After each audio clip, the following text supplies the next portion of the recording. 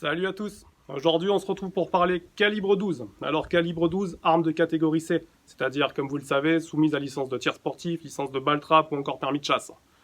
Donc, pour la petite histoire, il faut savoir que c'est l'un des calibres qui est le plus répandu dans le monde entier.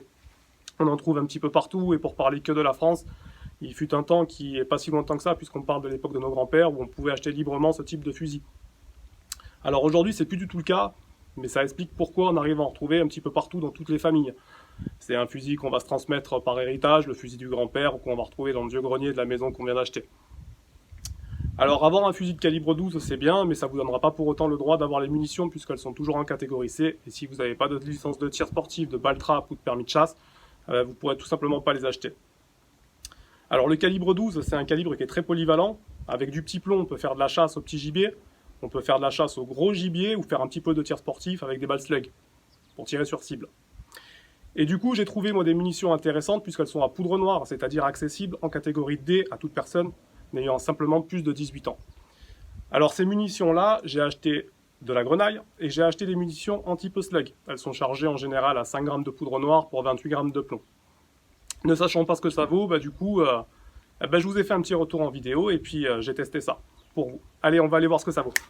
Bon, on va commencer le test. Alors avant toute chose, je tiens à remercier la personne qui m'a prêté ce fusil.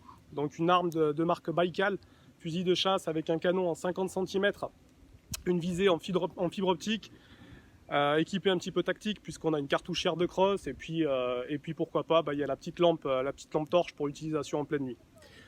Alors on va déjà partir sur les cartouches slug et on va essayer de tirer deux bidons qui sont remplis d'eau, voir ce que ça donne et si ça passe à travers. Allez, c'est parti.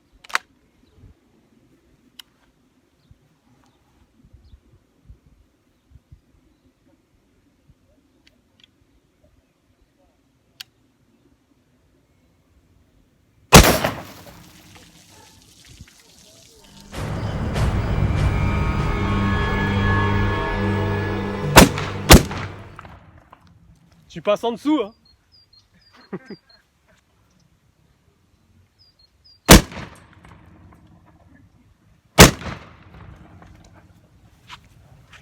Clairement, il n'y a pas photo, munitions en poudre noire ou pas, ça passe quand même. Et puis alors sur les bidons,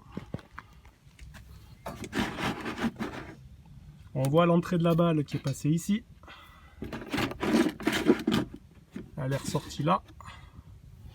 Dans le deuxième bidon, elle est passée ici. Pour ressortir ici. Donc tu vois, elle avait encore pas mal d'énergie. Donc mine de rien, munition poudre noire, c'est pas mal du tout. Bon ben voilà, on est de retour après cet essai. Donc comme vous avez pu le voir, franchement les cartouches aux poudre noire, pas déçu, hein.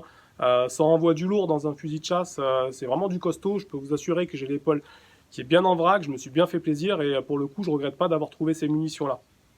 Alors petite précision par contre, au niveau des différentes cartouches poudre noire et poudre vive, vous pouvez mettre de la cartouche poudre noire dans un fusil moderne, par contre vous ne pouvez pas mettre de la cartouche poudre vive dans un fusil à poudre noire, un fusil ancien qui date d'avant 1900 en tout cas.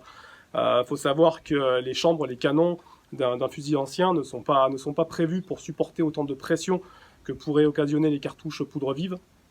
Et ça risquerait de détériorer votre fusil ou pire encore de vous blesser vous. Donc surtout ne le faites pas. Par contre dans un fusil récent comme celui-ci ou autre, vous pouvez tout à fait mettre de la cartouche à poudre noire, ça fonctionne très bien, mis à part encrasser un petit peu votre canon, mais ça à la limite c'est pas grave, on nettoie après la séance de tir.